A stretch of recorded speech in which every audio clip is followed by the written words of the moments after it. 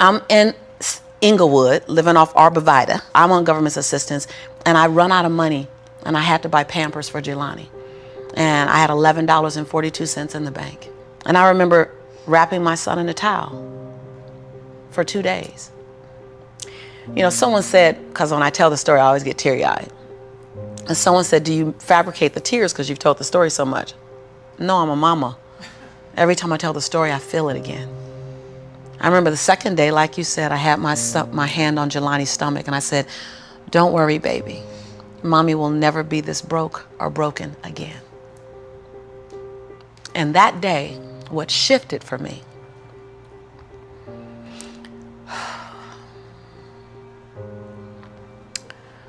was I was willing, and I don't know if this is going to sound crazy, I was willing to completely die to any form of me that I had been, so that I can birth the woman that I was becoming. The reason why a lot of people won't become who they want is because they're too attached to who they've been. And you hear it all the time when people say, I've always been this way. Okay, well, if that's working for you, keep doing that. I knew it wasn't working for me any longer. I had hit my version of rock bottom. So I was willing to let go of everything and everybody. See, another reason why people won't get there is because the doorway is for you to fit through. You trying to carry everybody else through because you're trying to be Rescue 911. And you got to rescue you first. I am much more valuable to my family and to my community because I was willing to let them go through the door myself, teach myself, learn myself, condition myself, and then come back and get them. I'm much more valuable to them now. But I had to go through a window time of 10 years of judgment. You leaving us, hanging out with white people all the time. You going to these crazy countries. We don't know what you, I had to be willing to allow my conviction to make me inconvenienced. See, we want to grow, but we want to stay liked by everybody. I was willing to be my own rescue at the risk of your approval. But most of us aren't like that. Facebook is an example. We want to be liked. Well, I woke up and I like myself today, so your like is extra. My job is to like me first. I was willing to say every day, Lisa, you like you? Lisa, are you proud of you? Lisa, are you playing full out? Every day before I checked in with anybody else. That's lonely, by the way. Why won't most people do it? Because it's scary and it's lonely. So what did I do? I was willing to find people who had what I didn't have, who were living lives that I wasn't living, who believed things that I didn't know about, and I was willing to become their student. I got up every day and I ate a slice of humble pie. See, when you get to this level, even me 10 years ago, you can get caught up by reading your own fine print. See, whenever I hear people reading my bio, and before I came on and you read my bio, I'm in the back going, yeah, yeah, yeah, yeah, yeah, yeah, yeah, yeah, yeah. Because I don't want to ever think I arrived. That bio is old.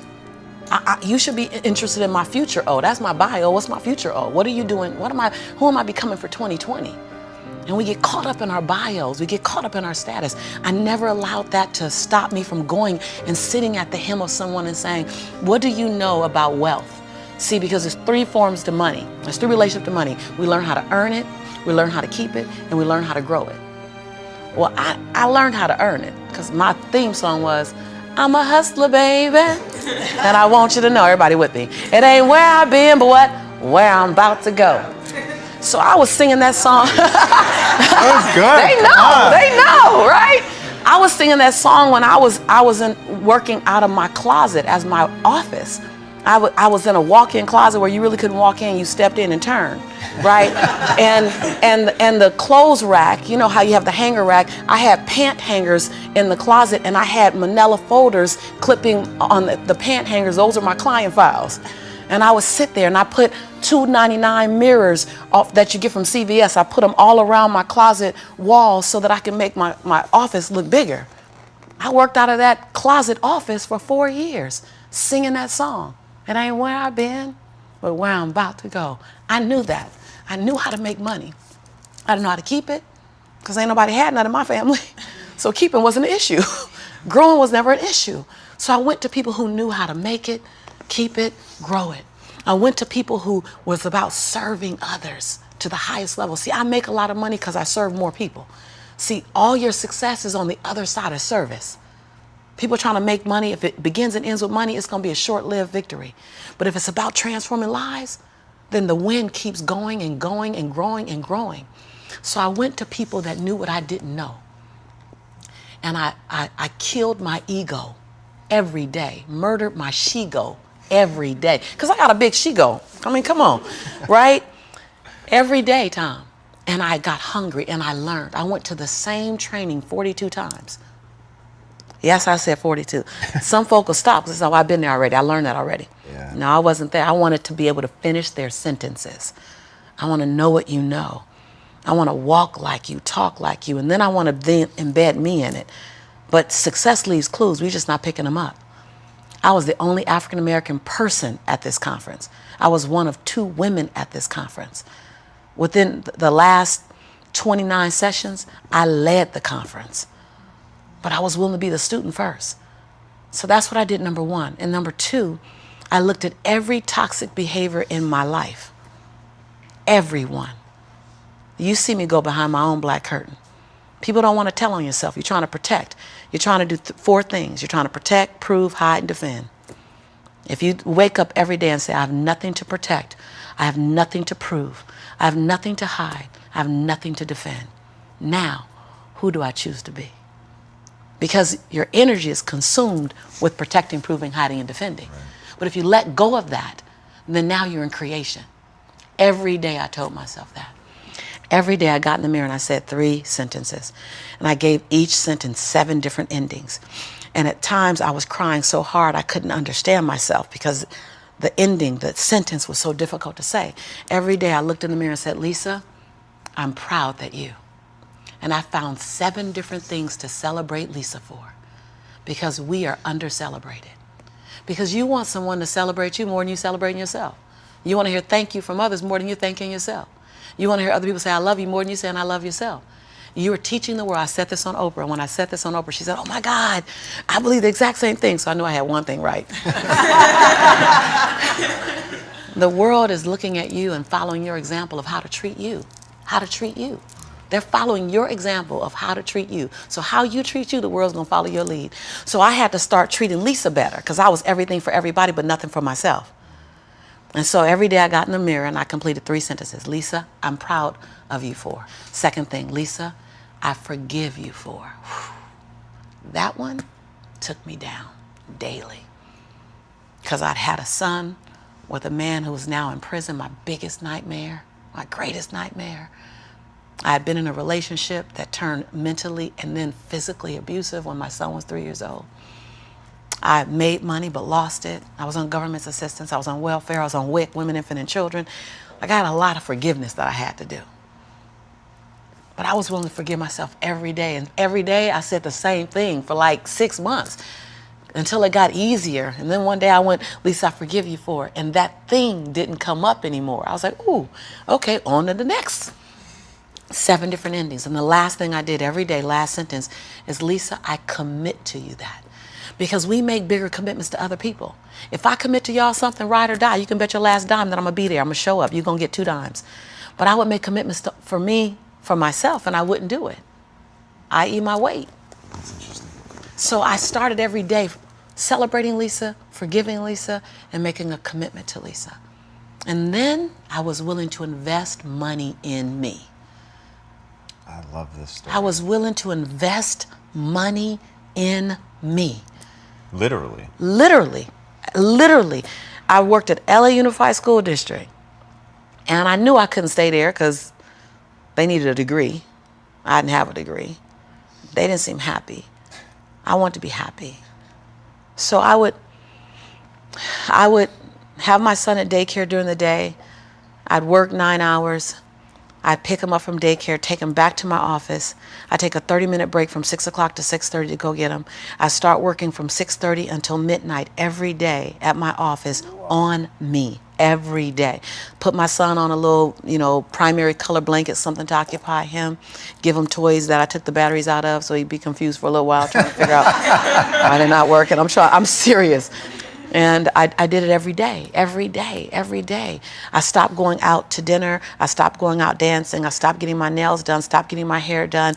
And every 2 weeks when Ella Unified paid me, I wrote a check to my dream. And I wrote in the memo line, funding my dream. And I would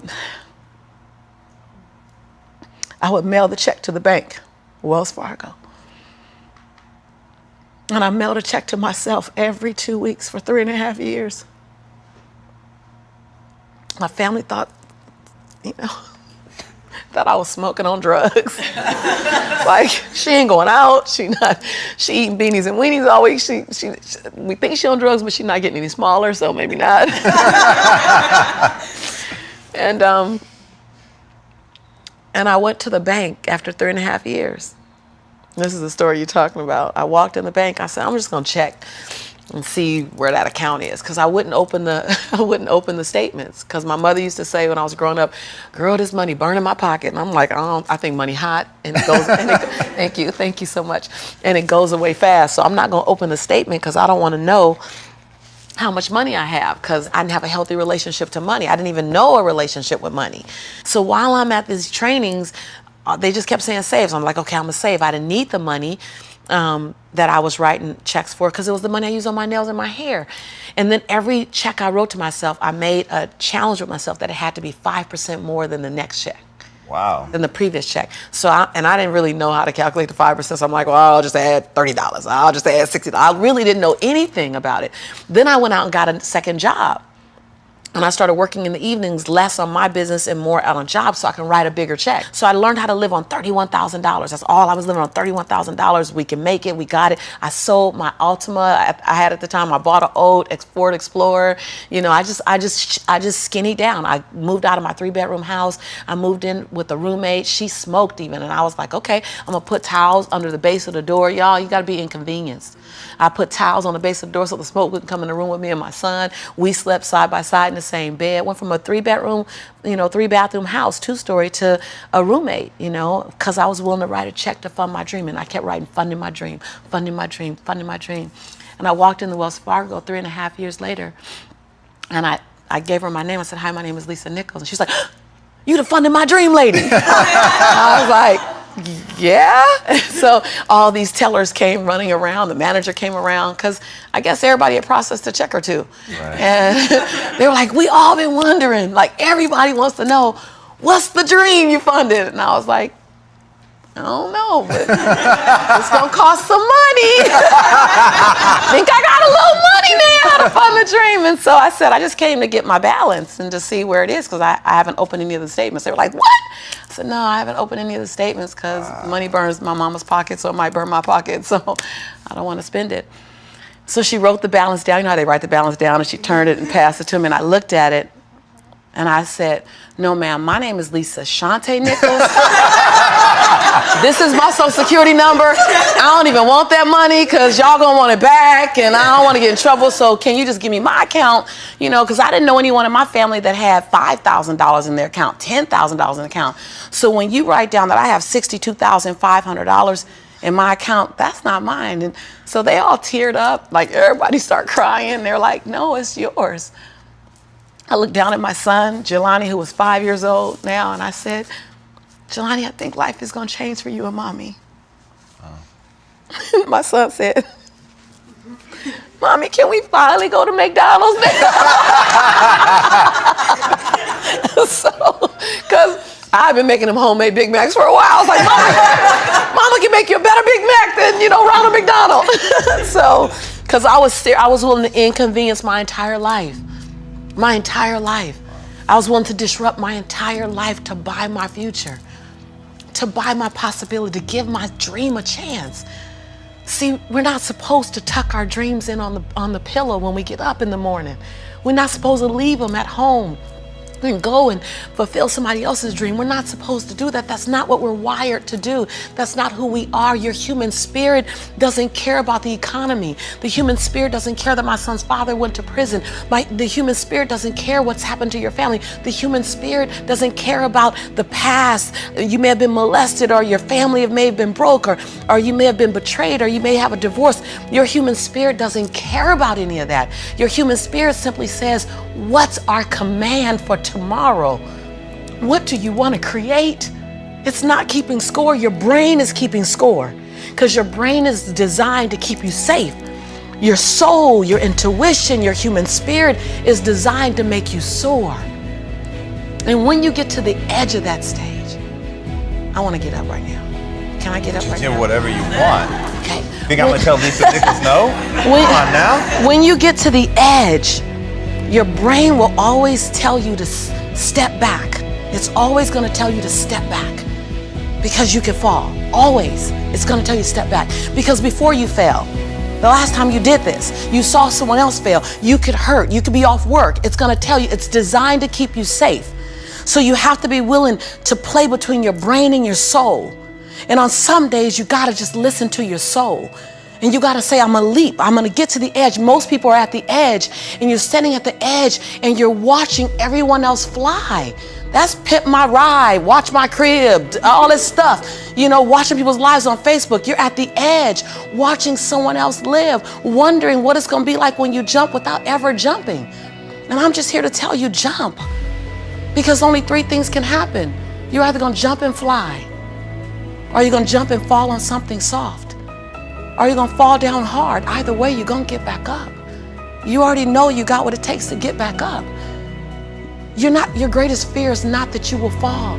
Your greatest fear is that you will live a full life and never fly, that you never leaped. You're not afraid of dying. You're afraid of dying before the world sees who you really are, before they really get your fingerprint, before they really feel your breath, before they really get your contribution, before they really feel you. That's what you don't want to happen. You don't want to leave this place without us knowing you were here. All I'm doing is giving my dream a chance. And I'm not extraordinary. You don't get off the hook. You don't get to be let off the hook. I'm an ordinary woman who chooses every day to make one more extraordinary decision. You're a grinder. Yeah, right? Like